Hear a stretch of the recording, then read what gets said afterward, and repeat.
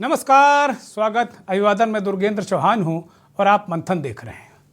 देश में सत्ता परिवर्तन के लिए विपक्षी दलों में एकाकी कवायद और तेज हो गई है। बिहार के मुख्यमंत्री और उप मुख्यमंत्री इस अभियान पर दिल्ली निकल पड़े हैं और पहुंच गए हैं। ये दोनों नेता आरजेडी के अध्यक्ष लालू प्रसाद यादव से मिले, फिर कांग्रेस के अध्यक्ष मल्लिकार्जुन खड़गे के घर में उनसे मिले और वहां पर कांग्रेस के पूर्व अध्यक्ष राहुल गांधी भी मौजूद थे। राहुल गांधी से भी इन दोनों नेताओं की मुलाकात हुई।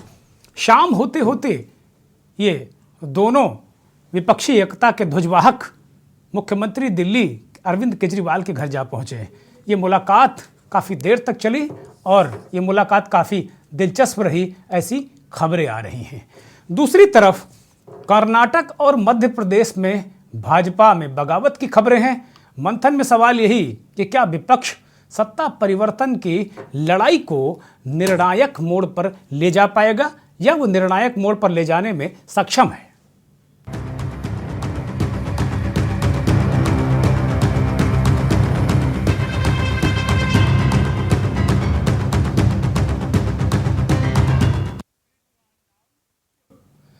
वास्तव में अगर देखा जाए तो बिहार के मुख्यमंत्री नीतीश कुमार लंबे वक्त से विपक्षी एकता की हाँक लगा रहे हैं और वो कई बार ये कह चुके हैं कि कांग्रेस देर कर रही है, कहीं हुजूर आते आते बहुत देर ना हो जाए। नीतीश और उप मुख्यमंत्री तेजस्वी यादव आज दिल्ली में थे और उन्होंने वहाँ मुलाकात की। मीसा भारती जो तेजस्वी यादव की बहन का घर है, वहाँ पर लालू प्रसाद यादव इन दोनों स्वास्थ्य लाभ ले रहे हैं।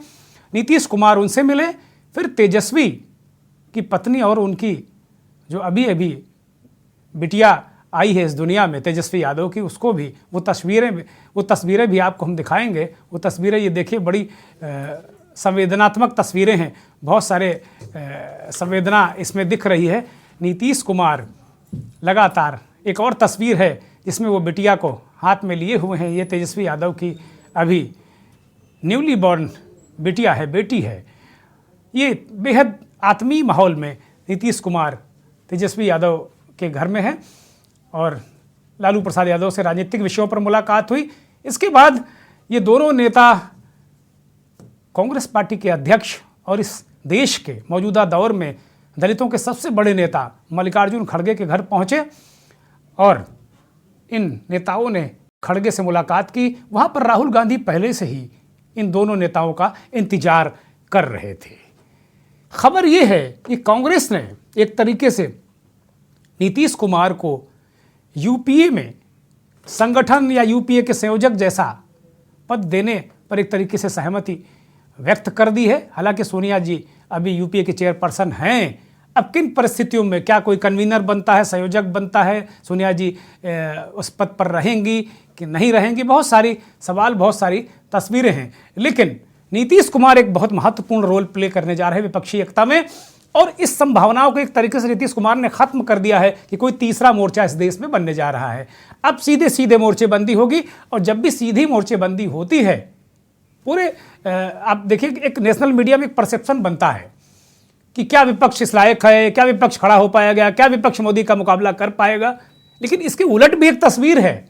उस तस्वीर को कोई देखने को अगर देखे तो वो तस्वीर भी एक अलग है, बड़ी मजबूत तस्वीर है। ये तस्वीर देखिए, अगर ये संभव हो गया, केजरीवाल अगर नीतीश कुमार जिस तरीके से मुस्कुरा रहे हैं और नीतीश कुमार भी उनका अभिवादन कर रहे हैं, केजरीवाल भी पूरा भरपूर वो सहयोग कर रहे हैं उनका, तो अपने आप में ये एक तस्वीर अलग होगी। केजरीवाल भी अगर इस मोर्चे पर आ जाते हैं तो जाहिर सी बात है कि विपक्षी एकता एक बहुत मजबूत दौर में चली जाएगी। और सबसे बड़ी बात है कि सफरर सारे लोग हैं, चाहे वो तेजस्वी यादव हों, ईडी सीबीआई दौड़ाए पड़ी है, केजरीवाल के पूरे मंत्रिमंडल को खदेड़े पड़ी है और उनके दो मंत्री जेल में हैं।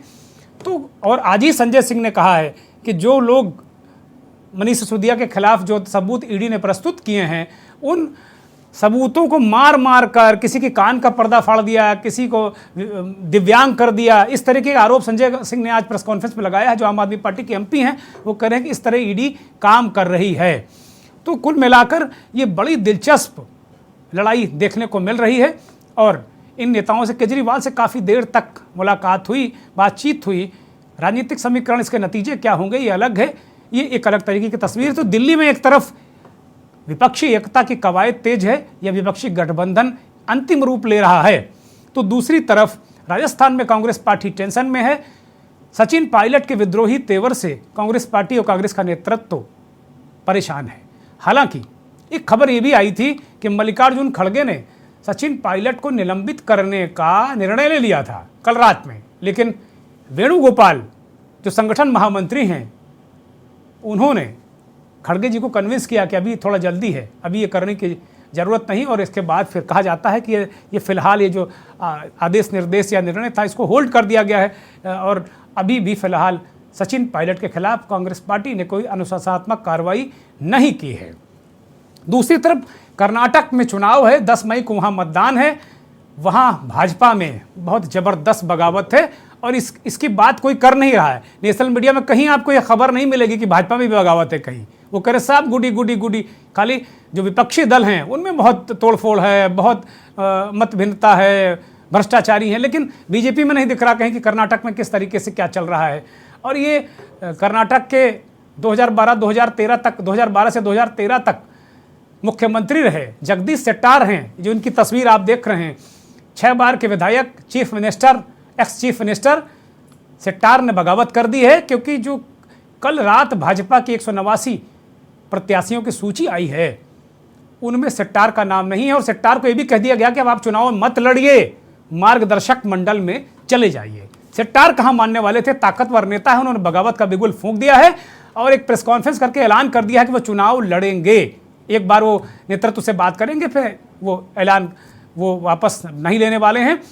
यौन उत्पीड़न के मामले में जो लोग नेता वहाँ भारतीय जनता पार्टी के विवादों में घिरे हैं उनके टिकट काट दिए गए हैं। भाजपा नेतृत्व ये कह रहा है, या भाजपा नेतृत्व के हवाले से उसके नेता कह रहे हैं कि नरेंद्र मोदी ने जो चुनाव समिति की बैठक है रविवार को ली थी और उन्होंने कहा था कि अगर हम पूर्ण बहुमत की बात करने जाते हैं, कर्नाटक में बहुमत की बात जनता के बीच में जाते हैं, तो विश्वास दिलाना होगा ऐसे चेहरों के जरिए कि वो आपका काम करेंगे। ट्रस्ट चेहरे जो जिन पर ट्रस्ट किया जाए वो ट्रस्टवर्दी चेहरे चाहिए। और मोदी के इस इशारे के बाद 12 विधायकों के टिकट कर्नाटक में कट गए, 52 नए चेहरे आ गए, कई लोगों को जबरिया रिटायर कर दिया गया। एक तरीके से ये कहा जाए कि वो रिटायर कर दिए गए। एक अपने करियर के बिल्कुल अंतिम पड़ाव में मौजूद कर्नाटक के वरिष्ठ नेता भाजपा के के.एस. ईश्वरप्पा और जगदीश शेट्टार दोनों को रास्ता छोड़ने के लिए कहा गया है। इसके बाद ईश्वरप्पा ने तो रिटायरमेंट का ऐलान कर दिया। जिस तरीके से गुजरात में बहुत सारे लोगों ने, चाहे नितिन पटेल हों, चाहे विजय रूपानी हों, लोगों ने एक तरीके से सरेंडर कर दिया था, लेकिन जगदीश शेट्टार ने सरेंडर नहीं किया है, बगावत का बिगुल फूंक दिया है, ऐलान किया है कि याचना नहीं अब रण होगा, संघर्ष बड़ा भीषण होगा। और इसके बाद से भारतीय जनता पार्टी कर्नाटक में तनाव में है। जगदीश शेट्टार के अलावा बहुत सारे नेता, बहुत सारे ऐसे लोग हैं जो अपने आप में वहाँ ताल ठोके हुए हैं। अभी तक वो सीटें खाली रखी गई जहाँ से ईश्वरप्पा चुनाव लड़ते थे। उनके बेटे ने टिकट मांगा, लेकिन उनके बेटे को टिकट नहीं मिला है।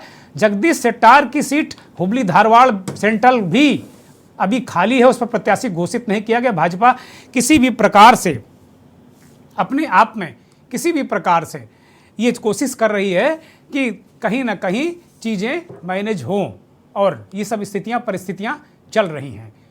पहली सूची में बीजेपी, जैसा मैंने कहा कि तमाम विधायकों के टिकट कटे हैं। 12 विधायकों के 224 सदस्यीय विधानसभा वास्तव में अब गठन होने जा रहा है। तो बीजेपी 2008 और 2019 में वहाँ बहुमत में नहीं आई है।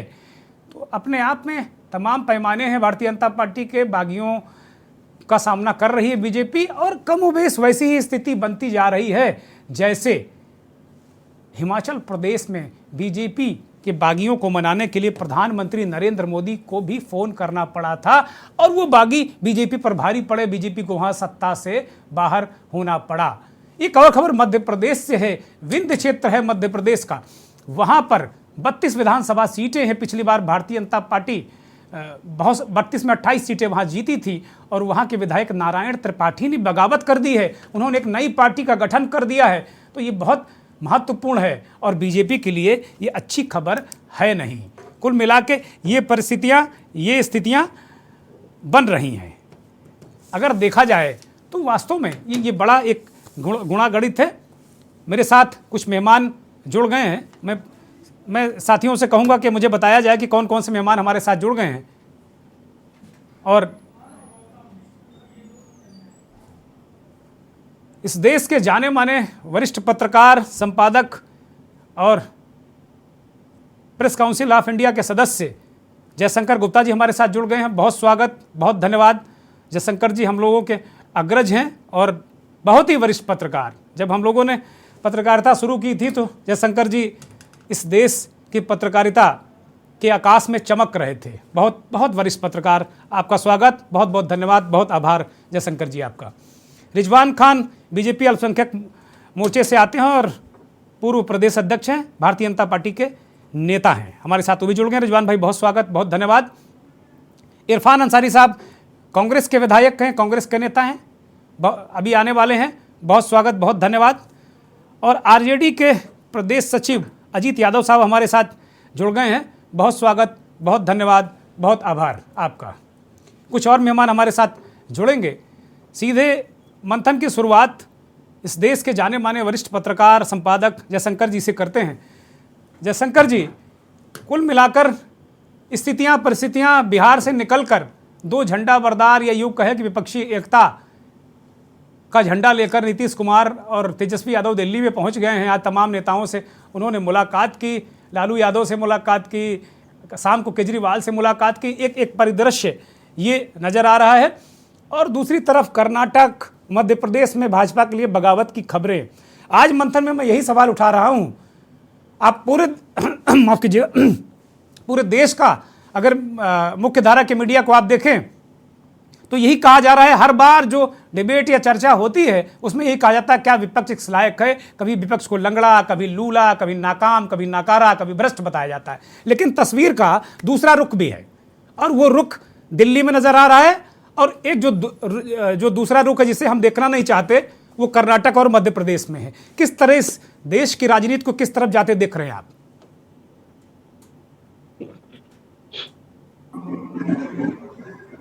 तो डिस्टरबेंस बहुत हो रहा है आपके यहाँ। हाँ, इस डिस्टरबेंस को ठीक किया जाए। लगातार आवाज इको हो रही है और आवाज इको हो रही है, इसको ठीक किया जाए भाई। जयशंकर जी को आवाज नहीं मिल रही है। तो मिल रही है लेकिन साफ नहीं है। ठीक है, देखिए अभी जो हालत है कमोबेश वही हालत भी 70 के दशक तक कांग्रेस की होती थी, जब कांग्रेस को 1/3 वोट मिलते थे और वो देश पर राज करती थी, राज्यों में राज करती थी। 2/3 मत जो होते थे वो विपक्ष के दलों में बंट जाते थे, इसलिए कांग्रेस का राज हो जाता था। अभी हालत वही है। भारतीय जनता पार्टी के पास 38 से 40% का वोट शेयर है, उसको लेकर के वो राज कर रही है। राज्यों में भी 1 दर्जन के करीब राज्यों में राज कर रही है, वो केंद्र में भी बहुमत के साथ राज कर रही है। अब ये बार बार होता है कि अगर विपक्षी दल एक हो जाए तो शायद कुछ बात और बन सकती हो। अब ये बार बार सवाल उठाया जाता है कि कौन विपक्ष के नाम पे कौन जी। यही सवाल 2004 में भी उठाया गया था, जब अटल बिहारी वाजपेयी जी की सरकार थी और स्वर्णिम भारत का नारा था। उस समय एकदम देश में हर तरफ लगता था कुछ अजीबोगरीब हो रहा है और सब लोग मान रहे थे, मीडिया के लोग भी मान रहे थे कि साहब वो कोई मुकाबला नहीं है। TINA factor, there is no alternative. TINA मतलब साइनिंग इंडिया कहते थे लोग। हाँ, साइनिंग इंडिया था, वाइब्रेंट इंडिया था, जो भी है जी। तो लेकिन जब चुनाव हुआ तो भारतीय जनता पार्टी तो हार गई जी। और जो विपक्षी दल थे कांग्रेस के नेतृत्व में मिलजुल करके उन्होंने यूपीए बनाया और उसकी सरकार बन गई। मनमोहन सिंह के बारे में तो कोई उस समय सोच भी नहीं सकता था कि मनमोहन सिंह देश के प्रधानमंत्री होंगे जी, लेकिन हो गए और हो ही नहीं गए। उन्होंने 10 साल तक सरकार चलाई और अच्छे से चलाई। बाद में चूंकि बहुत सारे कारण हैं जो यहाँ पर हम लोग अभी डिस्कस नहीं कर पाएंगे, समय भी नहीं आपके पास नहीं होगा, लेकिन यूपीए 2 की उनकी सरकार जो है भ्रष्टाचार के आरोपों से घिर गई, घोटालों के आरोपों से घिर गई। हालांकि उसमें से कोई घोटाला साबित हुआ नहीं अभी तक, लेकिन क्योंकि मीडिया का मैनेजमेंट भारतीय जनता पार्टी का बहुत डाला था, बहुत गजब का था, और कांग्रेस का उस ढंग का नहीं था। तो जो बातें थी वो अपनी इन्होंने रख नहीं पाए, और उन्होंने इनको भ्रष्टाचारी और पप्पू डिक्लेयर करके रख दिया जी। कि राहुल गांधी मतलब पप्पू है। अब कैसे कैसे, मतलब क्या कहा जाएगा, ये तो दुर्भाग्य है इस देश का कि जो आदमी बिहार में जाकर के, पटना में जाकर के, कि तक्षशिला बिहार में है, विश्वविद्यालय बिहार में है, सिकंदर का दीन इलाही का बेड़ा जो है वो पटना के पास आबे गंगा में डूबा था, जो कहता है चंद्रगुप्त गुप्त वंश के थे, जो कहता है उत्तर प्रदेश के मगहर में जाकर कि यहीं पे बैठ करके गुरु नानक देव और गुरु गोरखनाथ और संत कबीर बैठ के विचार मंथन करते थे। तो वो आदमी तो विश्वगुरु हो जाता है, और जो आदमी उसकी मूर्खताओं के बारे में बात करता है, जो कहता है कि भाई इधर से आलू डालोगे उधर से सोना निकलेगा, ये बात मैं नहीं कह रहा हूं, ये बात नरेंद्र मोदी जी कहते हैं, उसको हमारे मीडिया ने, सब लोगों ने मिलकर के पप्पू डिक्लेयर कर दिया। पर आप हद है, लेकिन है ये बनाया गया। तो उसके बाद जो है 2014 में जिस तरह से मोदी जी की सरकार बनी, भाजपा की सरकार बनी, एनडीए की सरकार बनी, और उसके बाद 2019 में क्योंकि उसी समय पुलवामा और बालाकोट और क्या क्या सब हो गया, तो उसके बाद एक ऐसा माहौल बना, उसमें मोदी जी फिर से आ गए। इस बार तो भाजपा अपने तय 303 के लाई, उसका अपना अपना खुद का बहुमत बहुत प्रचंड हो गया। अब उसके बाद अब जो लग रहा, अब लोगों को लग रहा है कि चूंकि मोदी जी के वादे तो लगभग सब ऐसे ही रहे, जुमले ही साबित हुए। उसके अमित शाह जी ने ही कह दिया था कि साहब बहुत सारे बातें चुनाव में कही जाती हैं, वो जुमले होते हैं, जुमले कोई सच तो नहीं होने के लिए नहीं होते हैं, वादे पूरे करने के लिए सारे नहीं होते हैं। 15 लाख रुपए का वादा हो, या 6 दिन लाने का वादा हो, या 2 करोड़ लोगों को 1 साल में रोजगार देने का वादा हो, ये सारी बातें थी, इसमें लोगों ने उनको वोट दिया। फिर उसके बाद राष्ट्रवाद का चलाया गया, नुस्खा चलाया गया, उसमें पाकिस्तान, हिंदू मुसलमान, अब घूम फिर करके वही हिंदू मुसलमान, वही भारत पाकिस्तान। लेकिन लोग अब ऊब रहे हैं। अब लोग भाई, जब हम पेट्रोल खरीदते हैं 100 रुपए लीटर के आसपास, जब हम रसोई गैस खरीदते हैं 1000 रुपए से ऊपर के एक सिलेंडर का दाम खरीदते हैं, जब हम डॉलर खरीदते हैं 82 रुपए करीब देना पड़ता है, तो उस समय हमारे साथ हिंदू मुसलमान कहीं काम नहीं आता है। उस समय तो हमारी जेब काम आती है, जेब में है नहीं माल। आप सोचिए कि जिस देश में 80 करोड़ लोग 2 जून के भोजन के लिए मोहताज हो, सरकार के रहमो करम पर हो, उस देश का हाल क्या होगा। लेकिन अब है, चल रहा है। ठीक तो बात। आज की तारीख में देखिए, नीतीश कुमार ने एक पहल की है, पहले भी उन्होंने पहल की थी कि एक गैर भाजपाई दलों का एक गठजोड़ बनाया जाए, या कहें यूपीए का ही कुछ अगर विस्तार हो सके तो उसके लिए हो जाए। अब मुश्किल क्या है कि हमारे देश में विपक्षी दल 2-3 तरह के हैं। एक तो वो है जो कांग्रेस के सीधे विरोध में है और यूपीए के गठबंधन के तहत है। कांग्रेस है, आरजेडी है, उसमें जेडीयू भी है, स्टालिन की पार्टी है, उद्धव ठाकरे की पार्टी है, एनसीपी है, इस तरह के कई दल हैं। दूसरे कुछ ऐसे भी रीजनल पार्टीज हैं जो इक्वी डिस्टेंस, समान दूरी रखना चाहते हैं कांग्रेस और भाजपा दोनों के साथ। जैसे बिजू जनता दल है, नवीन पटनायक की पार्टी है, जैसे वाईएसआर कांग्रेस है, जगन मोहन रेड्डी की पार्टी है, या इस तरह के और भी कई दल हैं। तीसरे तरीके के वो लोग हैं जिनकी पार्टियां अपनी हैं, लेकिन उनकी क्षेत्रीय पार्टियां हैं, लेकिन उनके नेताओं की राष्ट्रीय महत्वाकांक्षाएं हैं। ममता बनर्जी हो गई, उनको भी लगता है कभी कि हम प्रधानमंत्री बन सकते हैं। इधर तेलंगाना वाले हमारे राव साहब हैं, केशव राव, उनका भी लग रहा है कि शायद हो सकता है कि कुछ चंद्रशेखर राव जी का कि हमारा भी मामला बन सकता है। नीतीश कुमार जी हैं तो यूपीए के वो चाहते हैं कि कांग्रेस की धुरी से ही कुछ बात निकले, कांग्रेस रहते हुए ही उसमें से अगर कुछ इमर्ज करता है, अगर बात बन, उसके लिए वो तैयार है।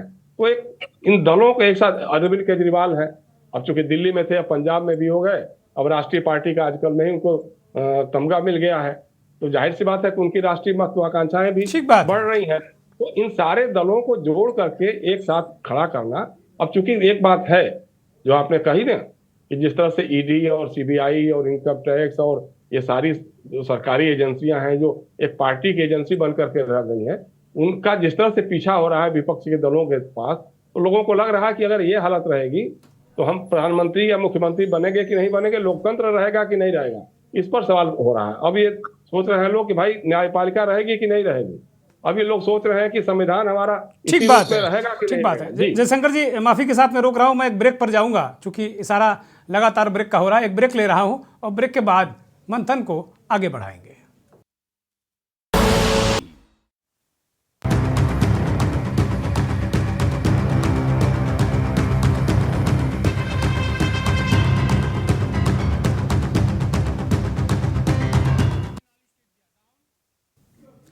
इस बीच मंथन में दो नए मेहमान जुड़ गए हैं। जेडीयू के नेता पूर्व विधायक गौतम सागर राणा जुड़ गए हैं, बहुत स्वागत, बहुत धन्यवाद।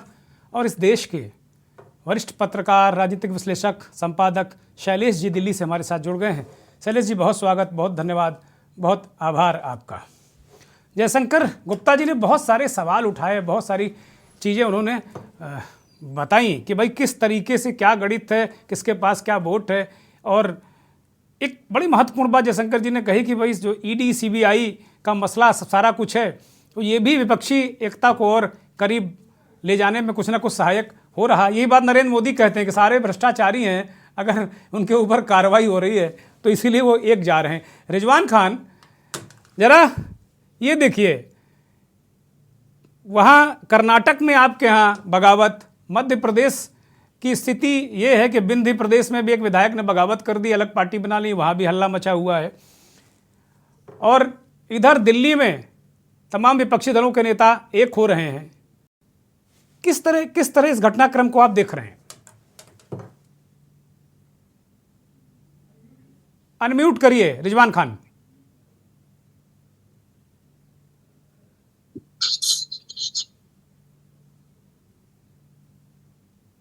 रिजवान साहब बोलिए। हाँ, जैसे विपक्ष एकजुट हो रहे हैं, उससे मैं यही कहूंगा कि चुनाव से पूर्व सारे प्रदेश के नेता जो गैर भाजपाई हैं वे एकजुट होते हैं। ये सिलसिला 2018, 2019 में ये शुरू हुआ था और अभी भी चुनाव से 1.5 वर्ष 2 वर्ष पूर्व ये एक्सरसाइज किया जा रहा है, जो कि नाकाम कोशिश है।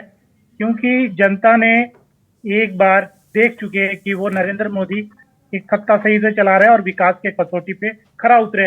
लेकिन जनता को यहाँ के विपक्ष जो भी एकजुट होकर अपने मौके के परस ये गठबंधन बना रहे हैं, ये गठबंधन नाकाम साबित होगा और चुनाव में ये फेल हो जाएगी। रहा मध्य प्रदेश और कर्नाटका की बात, तो मध्य प्रदेश और कर्नाटका में भारतीय जनता पार्टी बड़ी पार्टी है और इसमें ऐसे विचारधारा, ऐसे असंतुष्ट नेताओं और उनके डिमांड्स आते रहते हैं। चुनाव में ये निश्चित है कि कर्नाटका, अच्छा, कांग्रेस में हो तो वो बगावत है, वो बड़ी पार्टी नहीं है, उसमें लोकतंत्र नहीं है। आपके यहाँ लोकतंत्र है, बहुत बड़ी पार्टी है। गजब गजब है भाई रिजवान साहब, बहुत गजब है जी। तंत्र की बात, आज के देश में, आज के समय में जनता पूर्ण रूप से भारतीय जनता पार्टी पे विश्वास कर रही है, उसी का है। पूर्व में कांग्रेस की सरकार थी, कांग्रेस ने भी ऐसे कुछ किए थे, उनके प्रति भी देश की जनता की परसेंटेज, जैसे अभी उन्होंने बताया कि 40%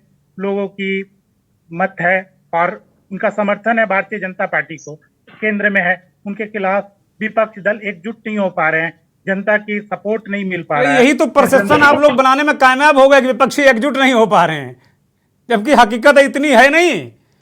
मैं जेडीयू के नेता गौतम सागर राणा के पास जाऊंगा। गौतम जी, आपके नेता ने झंडा उठा लिया है कि अब विपक्षी एकता को करके रहेंगे, लेकिन बहुत सारी दिक्कतें हैं नीतीश कुमार के आगे। अनम्यूट करिए, दर्शक सुन नहीं पा रहे हैं आपको। हाँ हाँ, नहीं अब सुन पा रहे हैं जी। नहीं, हमारे नेता ने जो बीड़ा उठाया है, मैं समझता हूं कि उसको वो पूरा करके छोड़ेंगे, क्योंकि वो अनुभवी आदमी है। वर्ष 1977 से पार्टियां टूटती रही हैं और जुटती रही हैं। हमारे पूर्व के वक्ता ने जो कहा, ये बात सही है। और भारतीय जनता पार्टी को भी यह मालूम है, जैसा श्री जयशंकर गुप्ता जी ने कहा, कि उनके पास जितना वोट का प्रतिशत है, विपक्षी दलों के पास वोट का प्रतिशत उससे ज्यादा है। तो यदि विपक्षी की व्यापक एकता भी नहीं हुई, एक एकता हो गई, उससे भी भारतीय जनता पार्टी को शिकस्त इस बार दिया जा सकता है निश्चित तौर से। क्योंकि अब भारतीय जनता पार्टी की जो रणनीति है वो जनता के समझ में भी पूरी तरह से आ रही कि विपक्षी लोगों को उलझा करके रखो और अपना काम करते रहो, और बहुत सारे टीवी चैनल को इसमें लगा के रखो। ये तो और किसी को सारी सत्ता का चरित्र है राणा साहेब, सत्ता का चरित्र यही होता है। सत्ता किसी की भी हो, सत्ता का चरित्र लगभग कमोबेश इसी तरीके से होता है। एक ब्रेक के लिए जा रहा हूं, एक ब्रेक और लूंगा और फिर सत्ता के चरित्र पर भी बात होगी।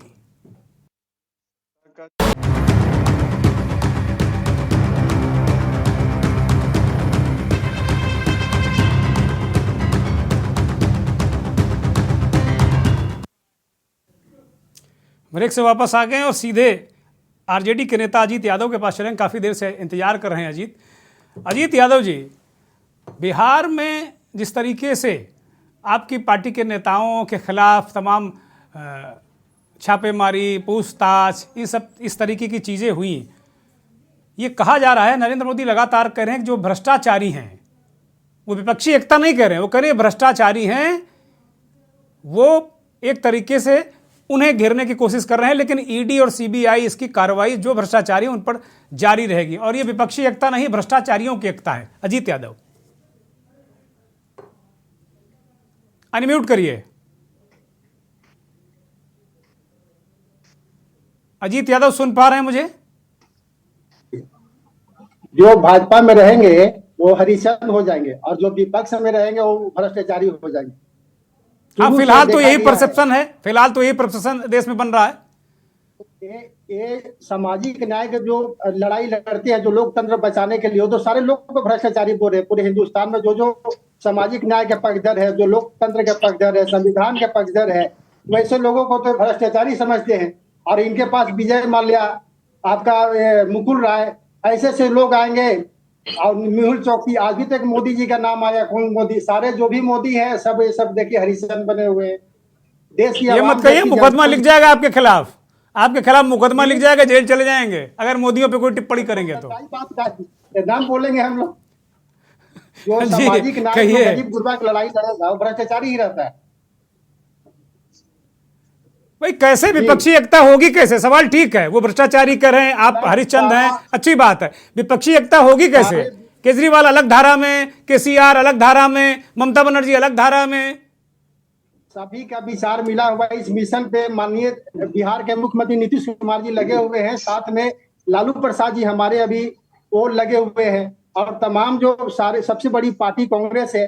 और कांग्रेस, हम लोग चाहते हैं कि कांग्रेस पूरे हिंदुस्तान में है और कांग्रेस के नेतृत्व में आप लोग कांग्रेस की बड़ी वकालत करने लगे हैं। कांग्रेस के विधायक इरफान अंसारी को हमने आमंत्रित किया था, अभी आए नहीं है वो। कांग्रेस की आप लोग बड़ी वकालत कर रहे हैं। आरजेडी जेडीयू से ज्यादा कांग्रेस कर रहे हैं आप लोग। कांग्रेस बड़ी पार्टी है। शेल्टर चाहिए क्या आप लोगों को ईडी सीबीआई से, जो कांग्रेस की शरण में जा रहे हैं? कांग्रेस को विपक्ष छोड़ के तो कोई विकल्प नहीं बन सकती है। कांग्रेस रहेगी, उसके साथ में हम लोग साथ में हैं। जिसका जो दायरा है, जो सीमा है, हम लोग रहेंगे। और जिसकी लड़ाई हम लोग, नीतीश कुमार जी हो, चाहे आपका केजरीवाल साहब हो, तेजस्वी प्रसाद यादव जी हो, सब तो लगे हुए हैं। ठीक बात है, ठीक बात। मैं शैलेश जी के पास जाऊंगा। शैलेश जी, अजीत यादव की बात से एक बात निकल पड़ी। वो कह रहे हैं कि कांग्रेस के सिवा कोई रास्ता है नहीं, कोई तीसरा मोर्चा नहीं, कोई चौथा मोर्चा नहीं, एक ही मोर्चा है, वो कांग्रेस के बिना संभव नहीं है। शैलेश जी। धन्यवाद दुर्गेन जी। और सबसे पहले तो मैं आपको इसके लिए धन्यवाद देता हूं कि हमारे एक बहुत पुराने मित्र हैं गौतम सागर राणा जी, उनसे आपने आमने सामने मुलाकात करा दी। बहुत पुरानी मित्रता है हमारी, हालांकि हम संपर्क थोड़ा कम हो गया। पूरी इमरजेंसी जहां तक मुझे याद है हमने जेल में एक साथ काटी थी। क्या बात है, क्या बात है। और हमारे मित्र जयशंकर जी तो हैं ही। हाँ। तो ये जो विपक्ष की एकता की बात हो रही है ना, उसका आधार अभी तक तैयार नहीं हुआ है, और ये आर्टिफिशियल एकता हो नहीं सकती। एकता होने की तरफ बढ़ रहे हैं, लेकिन आप उत्तर से दक्षिण तक देखिए, ममता बनर्जी कांग्रेस के साथ क्यों जाएंगी? कांग्रेस से निकल कर आई हैं वो, सीपीएम और कांग्रेस से लड़कर वो सत्ता में बनी हुई है, अब बीजेपी से लड़ रही हैं, और अभी तक उनके सामने बीजेपी एक बड़ी चुनौती नहीं है। तो जाहिर सी बात है कि ममता बनर्जी को कांग्रेस और सीपीएम की जरूरत नहीं है। तो बंगाल में अगर एकता होगी तो सीपीएम और कांग्रेस की होगी, जिस तरह से कि त्रिपुरा में हुआ था। जी। इसी तरह से आप अगर दूसरे राज्यों में आइए, बिहार में आइए, तो बिहार में जनता दल यूनाइटेड, आरजेडी, इनको कांग्रेस की जरूरत है। ये तीनों मिल करके एक सामाजिक समीकरण और वोट समीकरण को पूरा करते हैं, इसलिए ये साथ आ गए हैं। इसमें कोई मुश्किल नहीं है। उत्तर प्रदेश में कौन साथ आएगा? मायावती और अखिलेश यादव, उनकी भी कोई खास जरूरत नहीं है। वैसे अगर मायावती आ जाए कांग्रेस के साथ या अखिलेश आ जाए कांग्रेस के साथ तो बेहतर ही होगा, लेकिन ये लोग आएंगे नहीं। मध्य प्रदेश में जरूरत नहीं है, छत्तीसगढ़ में जरूरत नहीं है, कांग्रेस अपनी लड़ाई लड़ लेगी। राजस्थान में जरूरत नहीं है। वैसे भी अगर बड़ी एकता बने तो जो है वो ऐसी स्थिति आ सकती है कि बीएसपी और एसपी जो थोड़े थोड़े पॉकेट में मौजूद हैं वो कांग्रेस के साथ में मध्य प्रदेश, छत्तीसगढ़, राजस्थान वगैरह में भी जा सकते हैं। उधर आप दक्षिण चले जाइए तो वाईएसआर रेड्डी, वाईएसआर कांग्रेस, ये जो है ये तो कांग्रेस से अलग हटकर बने हैं ना, कांग्रेस से लड़के बने हैं जी। उसके बाद अगर आप आ जाइए तेलंगाना, ये भी कांग्रेस में थे, कांग्रेस से लड़कर बने हैं और कांग्रेस से इनकी लड़ाई इन दोनों राज्यों में जारी है। डीएमके को कोई दिक्कत नहीं है तो कांग्रेस से एकता हो गई है। तो ये जो एकता की बात है, देखिए एकता सिर्फ और सिर्फ अगर विपक्षी दलों में कोई करा सकता है तो मैं पहले से ये बात कह रहा हूं और आज फिर कह रहा हूं आपको कि सिर्फ सीबीआई और ईडी से मुझे उम्मीद है कि ये जो है ये विपक्षी दलों में एकता करा। बाकी कोई तरीका नहीं है, आप चाहे जो बोल लें, इनकी अपनी अपनी महत्वाकांक्षाएं हैं। अब आप देखिए कि पहले अरविंद केजरीवाल और आम आदमी पार्टी के लोग जो हैं एक दूसरे को देखना नहीं चाहते थे, बात नहीं करना चाहते थे, बोलना नहीं चाहते थे। अब देखिए कि उनकी एकता जो है वो तेलंगाना के मुख्यमंत्री से हो गई है। बाकी लोगों के बारे में राहुल गांधी की सदस्यता गई, उस पर भी वो बोलने लगे हैं। तो मुझे ये जो क्षेत्रीय नेता हैं इनसे कोई उम्मीद नहीं है, मुझे सिर्फ सीबीआई से और ईडी से और इस तरह के जो संगठन है उनसे उम्मीद है। संजय सिंह ने प्रेस कॉन्फ्रेंस की है शैलेश जी, इसी नीतीश कुमार के दिल्ली के दौरे के दौरान प्रेस कॉन्फ्रेंस की। उन्होंने कहा कि किस तरह मार मार के कूट कूट के ईडी मनीष सिसोदिया के खिलाफ लिखवा कर ले रही कि भैया कहो ये भ्रष्टाचारी है, कहो ये भ्रष्टाचारी है।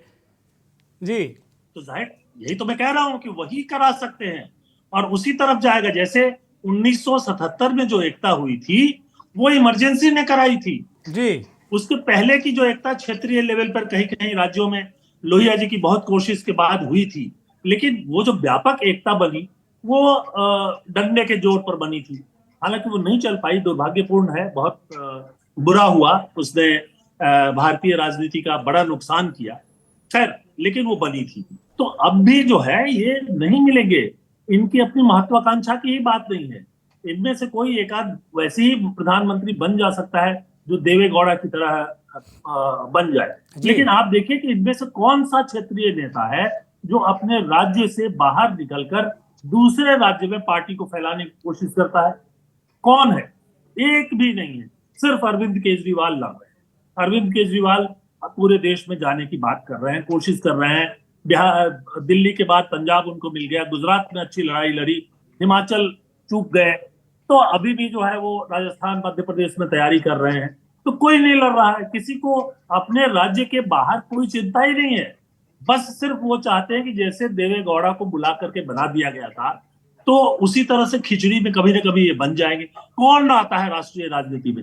राष्ट्रीय राजनीति में आने के लिए मैं बहुत स्नेह करता हूं नीतीश जी से, बहुत सम्मान भी करता हूं, लेकिन वो बिहार से बाहर अब कितने, इस साल में मुझे लगता है कि पहली बार वो दिल्ली आए हैं।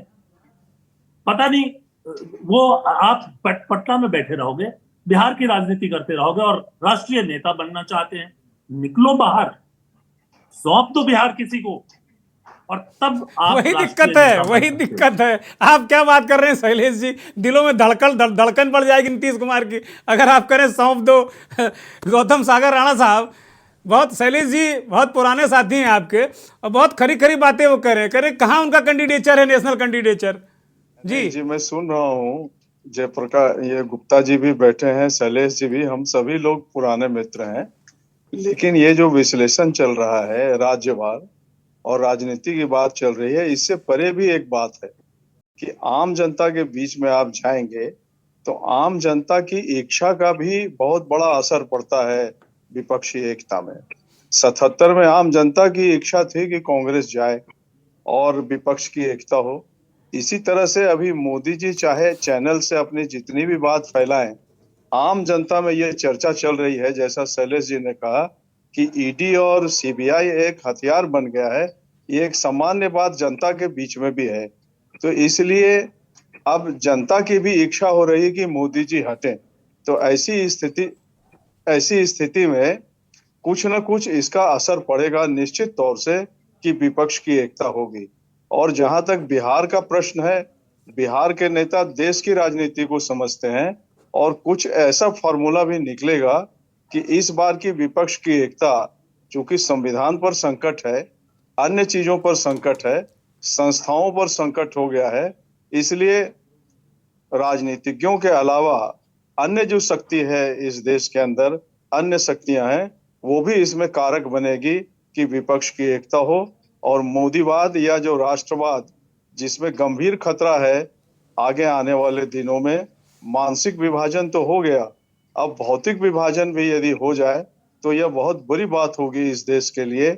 इसलिए भी विपक्ष की एकता एक बड़ी बात हो गई है आज के समय में। और मैं समझता हूं कि नीतीश जी और भी जितने लोग हैं अन्य अन्य राज्यों की जो भी राजनीति ठीक चले, बात है। लेकिन इसका एक कारगर रूप जरूर निकल कर आएगा। मैं जयशंकर जी के पास जाऊंगा। जयशंकर जी, गौतम सागर राणा साहब ने बड़ी महत्वपूर्ण बातें बताई। उन्होंने कहा ठीक है, कोई क्षेत्रीय नेता उस कद का नहीं है जो सीधे सीधे उसका पूरे देश में प्रभाव हो, लेकिन परिस्थितियां स्थितियां वो करें, ऐसा माहौल बन रहा है। आपने लगभग 5 दशक तक देखा है राजनीति को बड़े करीब से बदलते हुए, कई सत्ताओं को भरभराते देखा है। शैलेश जी जैसा जिक्र इमरजेंसी का कर रहे थे। क्या जो आपका पत्रकारी बैरोमीटर है, क्या वो लगाकर आपने नापा जोखा है कि क्या उस तरह की स्थितियां बन रही हैं कि सत्ता परिवर्तन एकदम उस स्टाइल से हो जाए जैसे 77 में हुआ था? अनम्यूट करिए जयशंकर जी। हाँ, जनता में आक्रोश बढ़ रहा है, असंतोष बढ़ रहा है, इसमें कहीं कोई दो राय नहीं है। महंगाई, बेरोजगारी जैसे सवाल लोगों पे एकदम छा रहे हैं और धीरे धीरे भक्त तो दरकने लगे हैं, अंधभक्त अभी जुड़े हुए हैं। तो अब वो हालत हो गई है, इसलिए ऐसा नहीं है। देखिए, दूसरी बात यह है, जैसे मोदी जी ने कहा, आप भी बार बार उसका जिक्र कर रहे थे कि सारे भ्रष्टाचारी एक मंच पे आ रहे हैं जी। इसका दूसरा रूप यह भी देखने को मिलता है कि सारे भ्रष्टाचारी भाजपा में जमा हो रहे हैं।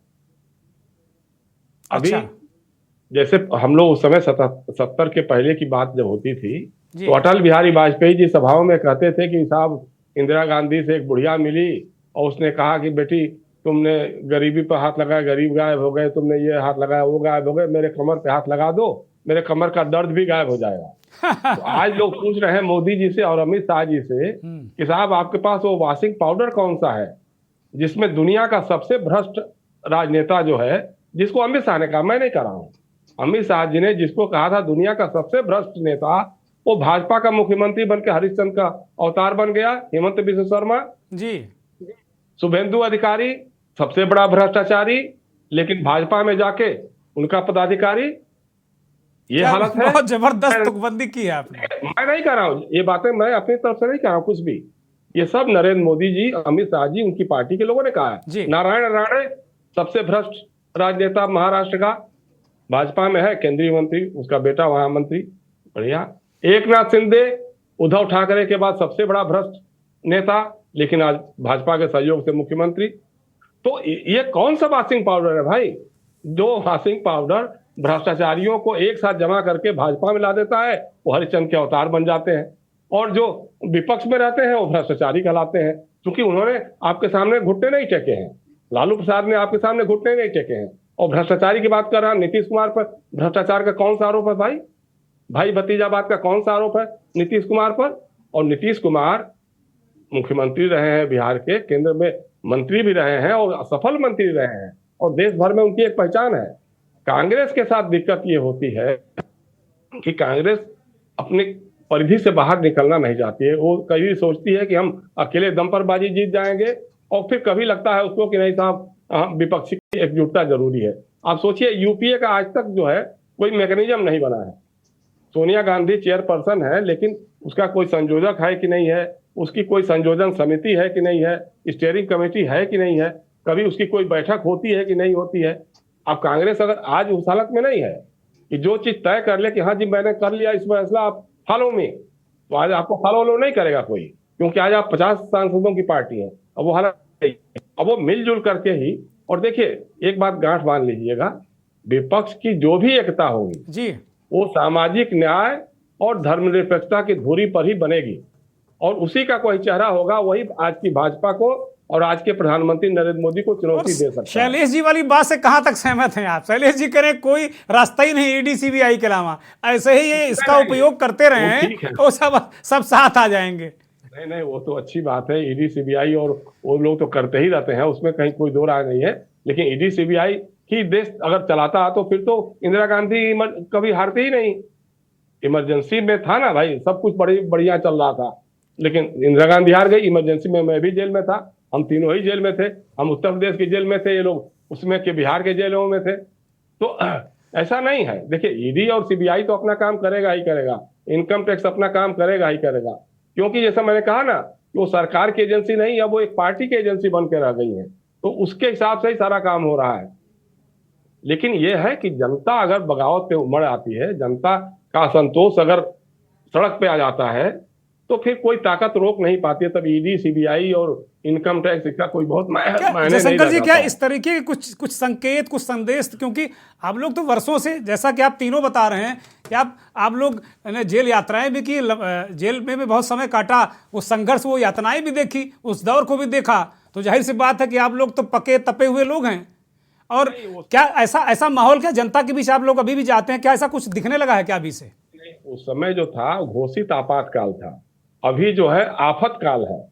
अभी घोषित आपातकाल नहीं है, लेकिन आफत काल है, अघोषित आपातकाल है, उसमें जी रहे हैं हम लोग। आप सोचिए, जरा सी कोई बात कर दे, उत्तर प्रदेश में एक पत्रकार ने एक मंत्री महोदया से पूछ दिया कि साहब ये क्या काम क्यों नहीं हुआ, उसको तुरंत गिरफ्तार करके जेल में भेज दिया।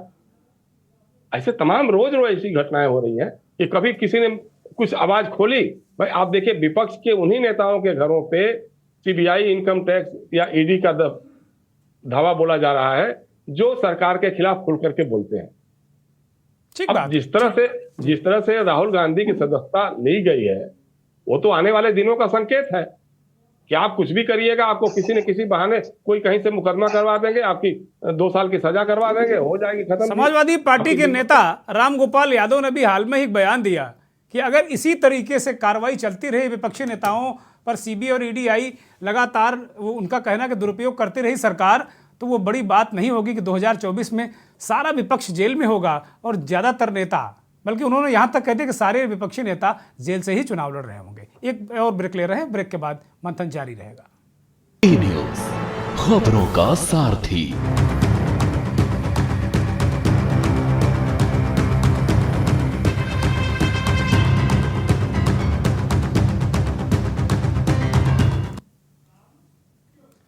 ब्रेक के बाद एक बार फिर आपका स्वागत है। वरिष्ठ पत्रकार जयशंकर गुप्ता जी ने बहुत सारी चीज़ें सामने रखी और ये बताया कि भाई जो परिस्थितियाँ, स्थितियाँ होती हैं, बहुत सारा जनता, राजनीतिक दल, एकता, ये सारी चीज़ें होती हैं, लेकिन जयशंकर गुप्ता जी ने 2 महत्वपूर्ण बातें बताई। उन्होंने कहा, एक तो जो ये सामाजिक न्याय का मसला है, इस पर विपक्षी एकता मजबूत होगी, और एक जो सेकुलरिज्म है, 2 ये बड़े तत्व हैं लोकतंत्र के, 2 ये बड़े अवयव हैं लोकतंत्र के।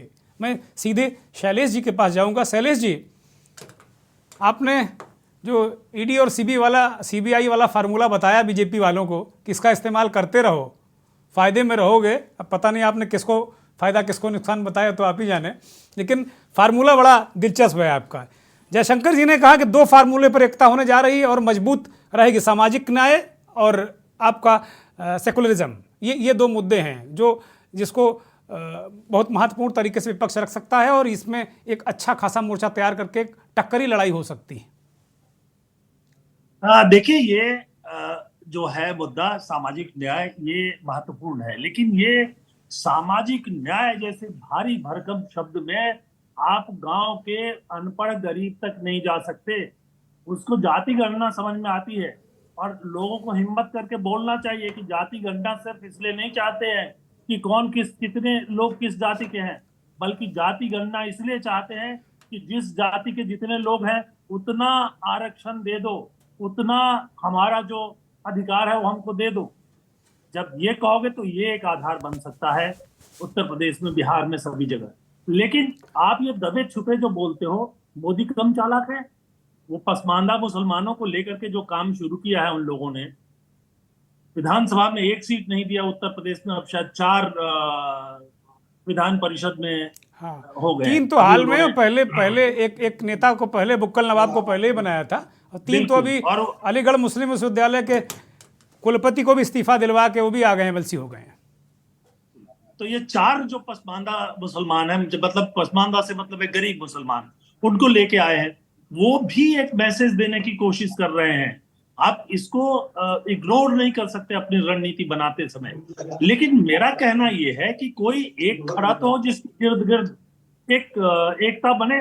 77 में जयप्रकाश नारायण खड़े हो गए थे। उसके अलावा बहुत सारे ऐसे लोग थे जिन पर सीबीआई या ईडी जो भी है वो सब लोग कुछ नहीं कर सकते थे। अरे कर्पूरी ठाकुर के घर में छापा मारकर, रामानंद तिवारी के घर में छापा मार करके क्या निकाल लेते आप? मारते रहो। वो तो एक पैर रेल में एक पैर जेल में के नारे के साथ चलते थे। आज स्थितियां अलग है, मैं उस पर जाना नहीं चाहता। और जिस तरह से चुनाव में खर्च बढ़ा है, और खास तौर पे मोदी जी के आने के बाद मोदी जी ने जिस तरह से खर्चों को बढ़ा दिया है, सभी राजनीतिक दलों के सामने समस्या है। चुनाव लड़े तो कैसे लड़े? वो सामने वाला इतना पैसा खर्च कर रहा है, तो ये बिना पैसे के अब नहीं लड़ सकते। तो बहुत सारी चीजें हैं। लेकिन किसी एक व्यक्ति को मुझे लगता था कि नीतीश जी आके खड़े होंगे, लेकिन पहले बिहार को छोड़ना पड़ेगा, जाना पड़ेगा केरल, जाना पड़ेगा दूसरी जगहों पर। बाकी लोग कितने परिचित है मैं नहीं जानता। अखिलेश अगर चाहते हो, एक होता है कि किसी तरह से दिल्ली के भाग से चीका टूटा, मैं बन जाऊंगा प्रधानमंत्री, कई लोग बन गए। और एक होता है लड़के वो उस वहां तक पहुंचना। कौन तैयार है लड़ने के लिए? कौन तैयार है सहने के लिए? मैं माफी चाहूंगा कि मैं फिर से अरविंद का नाम ले रहा हूं। अरविंद के अलावा कोई नहीं दिख रहा है। जाएंगे कहीं नहीं, विपक्षी एकता हो जाए, बात कहीं नहीं करेंगे, तो उतना ही होगा जितना हो सकता है। अगर नीतीश जी और वहां के उप मुख्यमंत्री आके कांग्रेस नेताओं से मिलेंगे तो बिहार भर में हो जाएगी एक, उत्तर प्रदेश में उसका कोई मतलब नहीं। इसलिए जो रणनीति बनाने की जरूरत है, एक व्यक्ति को खड़ा होने की जरूरत है। आप बहुत सारे विपक्षी नेताओं से हमारी भी बात होती रहती है, वो राहुल को एक महत्वपूर्ण नेता नहीं मानते कि उनके इर्द गिर्द जो है एकता बन सकती है। तो आप आओ ना बाहर, कोई नहीं आए। आप कह रहे हो कि बेरोजगारी बड़ी समस्या है, तो लोग सड़क पे क्यों नहीं है? आप कह रहे हो कि गरीबी महंगाई बहुत बड़ी समस्या है, तो लोग सड़क पे क्यों नहीं है? नहीं है। इसका मतलब कहीं ना कहीं एक कुशन जो है वो मिला हुआ है, उसको समझना पड़ेगा। इसको समझना पड़ेगा कि आज लोगों के मन में अगर चिंगारी है, और मैं मानता हूं कि है, तो वो किस चीज को लेकर, और उसके इर्द बैठ करके आप बहुत सी चीजों को बना सकते हैं। दलित की बात करना, पिछड़ों की बात करना, छुआछूत को खत्म करने की बात करना, ये तो बहुत सारे लोग जो बीजेपी में हैं, जो घनघोर ब्राह्मणवादी हैं, वो जाके अपना खाना लेके एक दलित के घर पहुंचते हैं और वो पैक खाना खोल के खा लेते हैं और कहते हैं हमने दलित के घर पे खाना खा लिया। उससे कुछ नहीं होने वाला। आपको उस पीड़ा को, उस दर्द को समझना होगा, उसको देखना पड़ेगा, उसकी दृष्टि होनी चाहिए। ये दृष्टि दिखाई नहीं देती जी। और जब तक कोई केंद्रीय नेतृत्व नहीं होगा, तब तक एक राष्ट्रव्यापी एकता, वही सीबीआई ईडी के बाहर से हो जाए तो हो जाए, वरना नहीं हो जाए। ठीक है। अब बहुत शीघ्रता से 20-20 सेकंड में मैं दोनों पॉलिटिकल पार्टी के लोगों से बात करूंगा। गौतम सागर राणा साहब, शैलेश जी फिर आ गए कि भाई वो सीबीआई और ईडी के अलावा कोई एकता का कोई चारा है नहीं, और वो बार बार इस बात को कह रहे हैं। बहुत सारे ज्वलंत मुद्दे उठाए हैं। नीतीश कुमार बहुत त्यागी नेता हैं, इसमें कहीं कोई संदेह नहीं। दे दें तेजस्वी यादव को, बनाए मुख्यमंत्री, सर पे साफा बांधे और निकल पड़े पूरे देश में। क्यों नहीं निकल रहे हैं वो? अनम्यूट करिए राणा साहब। राणा साहब, विपक्षी एकता की 20 चाहे सेकंड जो में। भी विसंगतियां हों, जी लेकिन क्रांति और विद्रोह की पदचाप बहुत धीमी होती है। और जो मुझको सुनाई दे रही है मोदी जी के विरुद्ध इस देश में, इसलिए वो एक भी बड़ा कारक होगा कि मोदी के विरुद्ध सरकार बनेगी, चाहे जैसे भी बने। ये मेरा कहना है। अजीत यादव, ठीक है, लालू जी पूरे देश में दौड़ते थे, तमाम लोगों से मिलते थे और उनका एक अलग तरीके का मामला था। लालू यादव से बहुत सारे नेताओं के बहुत आत्मीय संबंध थे और बड़े लड़ाका आदमी हैं, आज तक लड़ रहे हैं, इसमें कहीं कोई संदेह नहीं। बहुत सारे लोग लालू यादव को कुछ भी कहें, लेकिन मैं मानता हूं कि इस देश में मुलायम सिंह यादव, लालू यादव जैसे लोग, शैलेश जी ने कहा सामाजिक न्याय, तो उस दौर में सामाजिक न्याय की लड़ाई मंचों पर लड़ते थे, लेकिन गांवों में जो बात शैलेश जी कह रहे हैं ना, वही गांवों में जाके वो आरक्षण की बात करते थे। वो कहते थे जिसकी जितनी भागीदारी उसकी उतनी सत्ता में हिस्सेदारी, ये बातें वो कहते थे। क्या वो बात तेजस्वी यादव में है क्या? अजीत यादव, जल्दी से 20 सेकंड में, समय नहीं है, फिर मैं फाइनल कमेंट के लिए जयशंकर जी के पास जाऊंगा। अनम्यूट करिए कृपया। और अजीत जी की तस्वीर पूरी नहीं दिख रही, इसे दिखाया जाए, हमारे साथी इस पर ध्यान दें। जी जी जी, परिस्थिति आज भी लालू प्रसाद यादव का जो इतिहास रहा है, वो हमेशा गरीब गुरबा, सामाजिक न्याय और सोशल जस्टिस का रहा है। लालू प्रसाद जी हमेशा पहल कल भी करते थे, आज भी पहल कर रहे हैं, और जब तक जिंदा रहेंगे तब तक वो देश के लिए, गरीब गुरबा के लिए लड़ाई लड़ते रहेंगे। लालू प्रसाद जी कहते हैं कि ऐसे सरकार, जो सरकार देश विरोधी काम कर रही है, वो सरकार जिसको नफरत पूरा फैला के हिंदुस्तान में सत्ता धर्म के नाम पर बहुत तरह की जो बात को लेकर के चाहती है कि गंगा जमुना तहजीब को खत्म कर रही है जो सरकार, ऐसे सरकार। सारी बातें सहमत। मैं फाइनल कमेंट के लिए जयशंकर जी के पास जाऊंगा। जयशंकर जी, कुल मिलाकर आपको लग रहा है क्या कि मोदी जैसे महामानव, राजनीति के महामानव, इस तरह के शब्दों से उन्हें नवाजा जाता है, राजनीति के महामानव, क्या उनके मुकाबले विपक्ष खड़ा हो पाएगा, लड़ पाएगा?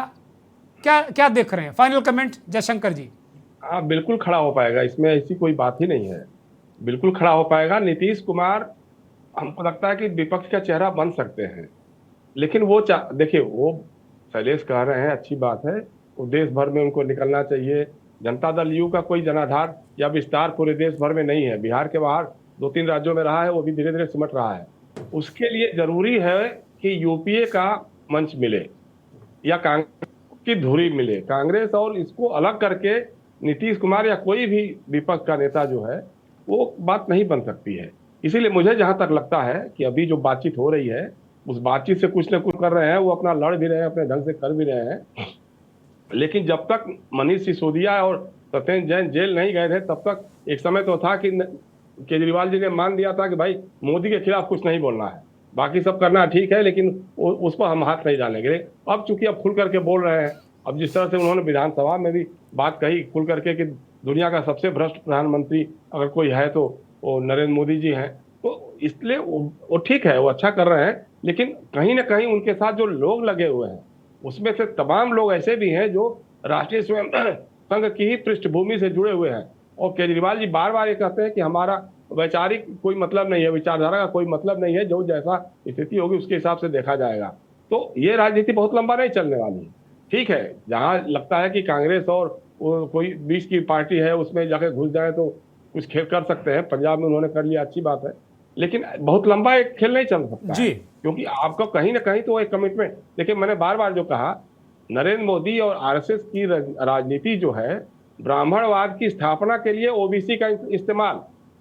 नरेंद्र मोदी अपने को तेली बोलते हैं, घाची बोलते हैं, पिछड़ी जाति का बोलते हैं, उसके आधार पे अभी देखिए बीच में अभी जो बीजेपी की बात भी हुई है, मीटिंगें हुई है, उसमें उनका फोकस मुसलमानों में पसमानदा पे हो सकता है, लेकिन ओबीसी पर खास तौर से, ओबीसी और दलितों का एक हिस्सा जो है उस पर उनका जो फोकस है, करेंगे सारा काम वो ब्राह्मणवाद का।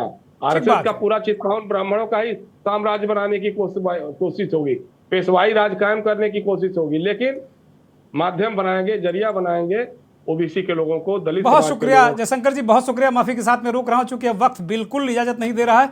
बहुत धन्यवाद शैलेश जी आपका, गौतम सागर राणा साहब आपका बहुत धन्यवाद, अजीत यादव, इरफान अंसारी आपका भी बहुत धन्यवाद और रिजवान खान आपका भी बहुत धन्यवाद। बहुत बहुत आभार हमारे मेहमानों का और उन करोड़ों दर्शकों का जो के न्यूज़ को देखते हैं, हमारे इस खास कार्यक्रम मंथन को देखते हैं। नमस्कार।